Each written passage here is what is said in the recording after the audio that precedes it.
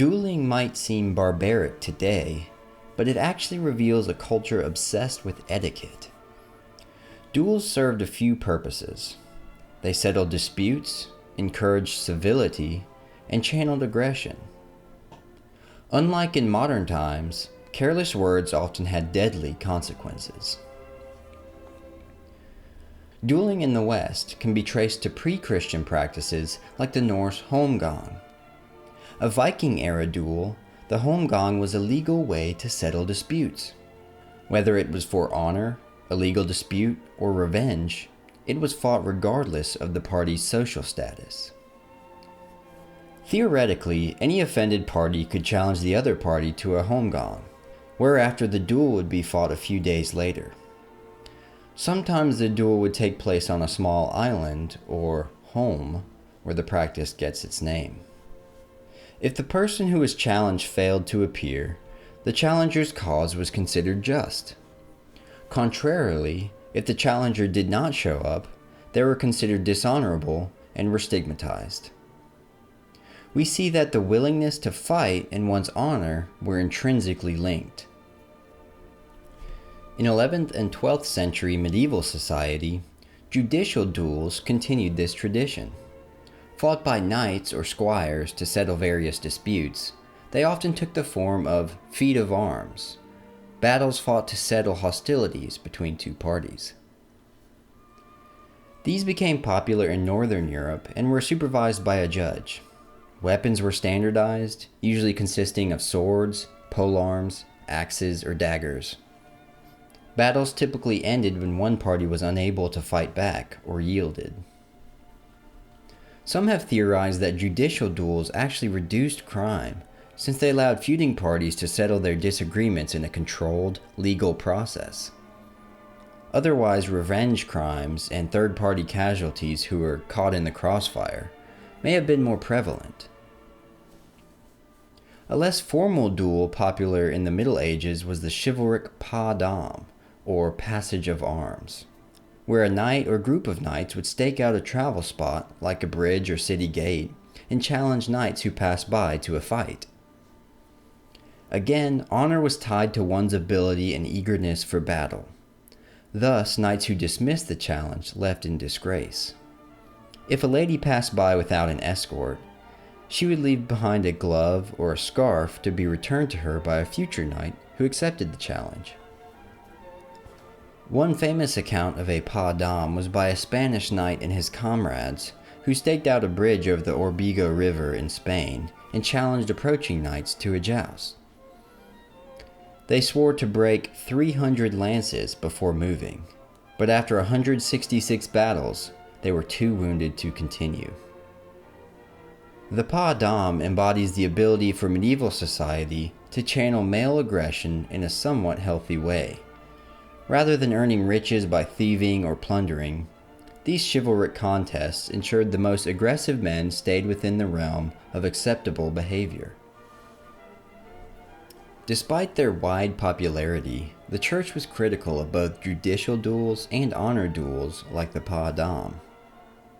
Canon 18 of the Fourth Lateran Council in 1215 reaffirmed the church's condemnation of the practice, making it clear that dueling was not compatible with church teaching. Of course, dueling did not end here, and continued on legally for centuries. The Holy Roman Empire, for example, continued the practice of judicial duels into the 15th century. By the early modern period, attempts were being made to ban duels outright, with minimal success. Louis XIII of France outlawed the practice in 1626, and his successor Louis XIV tried to suppress them. Nonetheless, dueling continued on, especially among the aristocracy. Dueling had now become heavily linked to the nobility in Europe and remained a frequent illicit activity. Between 1685 and 1716, it's estimated around 10,000 duels were fought in France alone, leading to about 400 deaths. Duels were still primarily fought with swords, often rapiers, but later, as firearms became more accessible, pistols were increasingly chosen. Pistols offered a more level playing field, since they took less skill to wield.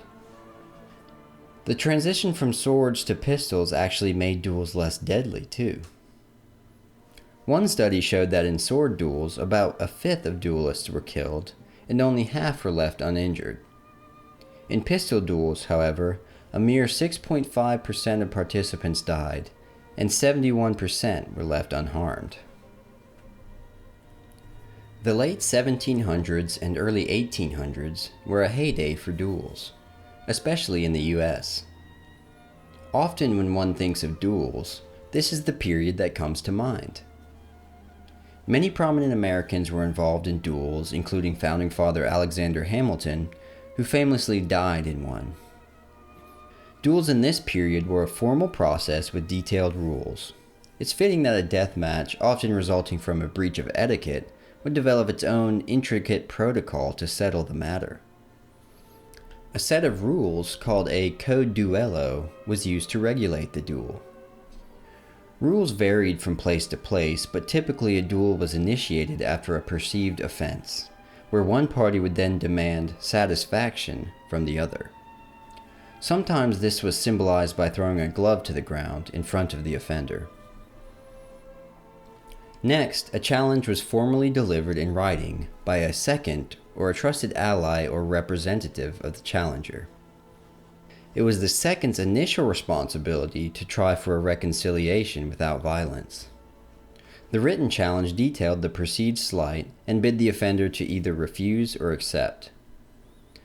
Challenges could be refused for a variety of reasons, but it was sometimes hard to refuse without being perceived as a coward, which meant that probably more duels were fought than necessary.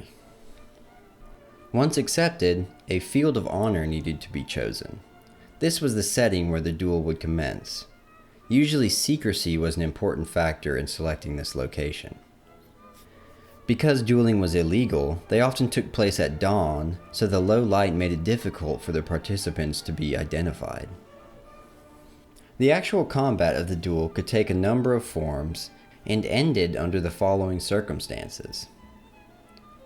Number 1, the duel could end when someone was wounded. Number 2, the duel could end once someone was no longer able to fight. Number 3, the duel could be fought to the death. Number 4, the duel could end after each party had fired only a single round, though sometimes there were second and third rounds as well. In pistol duels, a common practice was for both parties to intentionally miss, therefore fulfilling the duel without bloodshed. This was called deloping.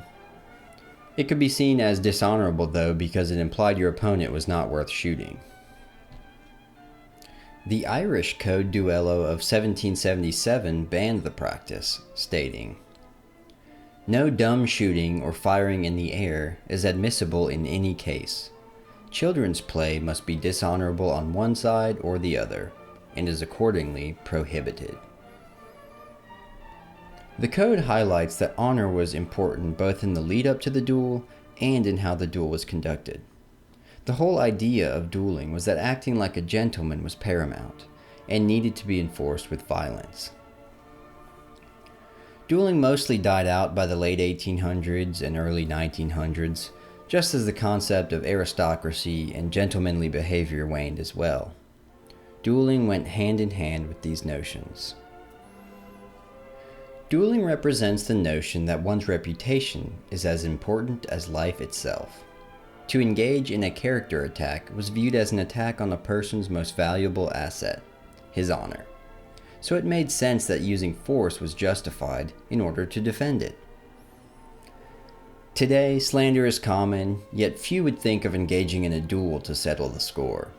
No one thinks that their angry trolling will result in a fight, let alone a battle to the death. One wonders how much more polite society might be if words were still backed by violence. Thanks for watching this video. Please like, comment, and subscribe if you'd like more. Also, please check out our X account for daily content like this, and consider becoming a member of our channel to support our work. Catch you next time.